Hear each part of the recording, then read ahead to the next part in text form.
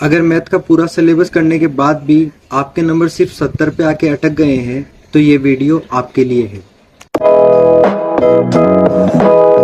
भी आपके नंबर सिर्फ 70 पे आके रुक गए हैं तो इसमें आपकी ये 7 गलतियां हो सकती हैं जो आप जाने अनजाने में कर रहे हैं।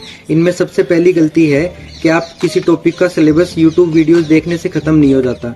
जब आप किसी टीचर की YouTube वीडियोस देखते हैं तो आपको उन क्वेश्चंस को पहले खुद से सोल्व करना होता है, अपने खुद के मेथड डेवलप करने होते हैं। जब आप खुद के मेथड डेवलप करते हैं तो आप वो मेथड आपको हमेशा लंबे टाइम तक याद रहेंगे बजाय उसके जो टीचर बता रहा है। टीचर के मेथड वो नोट करनी चाहिए जो आपने मेथड डेवलप किया है खुद से, उससे बेटर हो या उससे कम टाइम टेकिंग। दूसरी गलती जो बच्चा करता है वो है कि किसी टॉपिक को YouTube से पढ़ने के बाद में आपको उसकी प्रीवियस ईयर क्वेश्चन की बहुत सारी प्रैक्टिस करनी होती है। जब आप किसी टॉपिक के अलग अलग टाइप के सारे क्वेश्चन कर लेते हैं उसके बाद आपका टॉपिक कंप्लीट माना जाता है और उसके बाद भी आपको एक टॉपिक की 2 से 3 बार कम से कम रिवीजन करना होता है, तब जाके आपका टॉपिक कंप्लीट होता है। तब आपको ऐसे कॉन्फिडेंस आता है कि आप किसी भी क्वेश्चन को देखते ही उसे सोल्व कर देंगे, उसमें आपको सोचना नहीं पड़ेगा। इस लेवल की आपकी प्रैक्टिस होनी चाहिए किसी भी टॉपिक के लिए।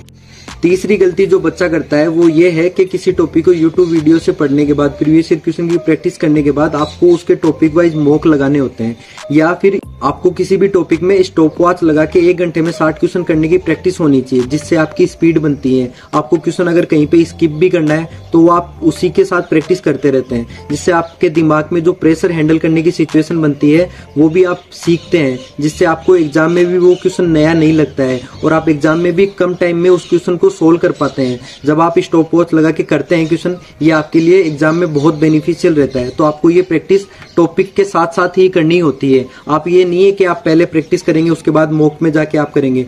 आपको टॉपिक में जब आप प्रीवियस क्वेश्चन लगाते हो फर्स्ट टाइम में आप आराम से करिए, दूसरे टाइम में आपको स्टॉप वॉच लगा के क्वेश्चंस को करना है, जिससे आपकी स्पीड बने और आपकी एक्यूरेसी भी आए कम टाइम के अंदर।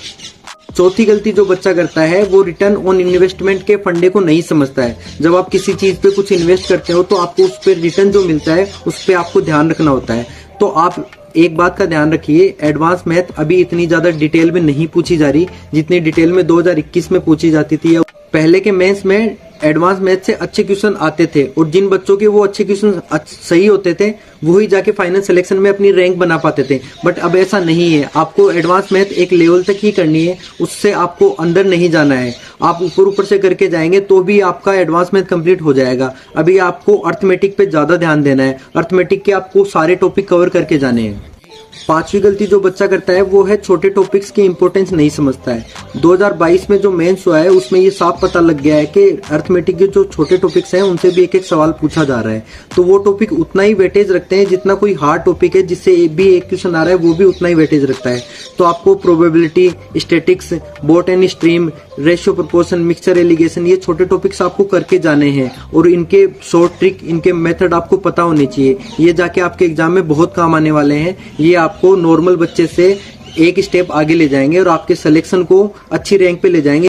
छठवीं गलती जो बच्चा करता है वो है स्कीपिंग इज एन आर्ट। इस फंडे को वो नहीं समझता है। आप जब मॉक अटेम्प्ट करते हैं या जब आप मेन एग्जाम में होते हैं तब आपको ये समझना पड़ेगा कि hard question and lengthy question या नए कॉन्सेप्ट पे जो क्वेश्चन आए हैं उनको आपको फर्स्ट राउंड में अटेम्प्ट नहीं करना होता है। जब आप सेकंड राउंड में आएंगे तब आपको उनको अटेम्प्ट करना है। पहले 20 मिनट में आपको 25 इजी क्वेश्चंस को टारगेट करना होता है। उसके बाद जो 10 मिनट बचते हैं उनमें आप हार्ड क्वेश्चंस को अटेम्प्ट करिए, जो नए क्वेश्चन है उनको अटेम्प्ट करिए। उनमें जितने हो जाते हैं वो आपके लिए फायदेमंद है, बट उन क्वेश्चंस की वजह से आपके जो इजी क्वेश्चन रह जाते हैं उनकी भरपाई आप कभी नहीं कर पाएंगे। तो अपने साथ ऐसा ना करें, पहले इजी क्वेश्चन अटेम्प्ट करें, उसके बाद हार्ड क्वेश्चन अटेम्प्ट करें, जिससे आपको लास्ट में पैनिक नहीं करें, आपको स्ट्रेस नहीं आए, जिससे आपकी सिली मिस्टेक्स ना ही हो। इन चीजों का ध्यान रखना होता है और आपको इनको पहले से प्रिपेयर करके जाना होता है खुद को।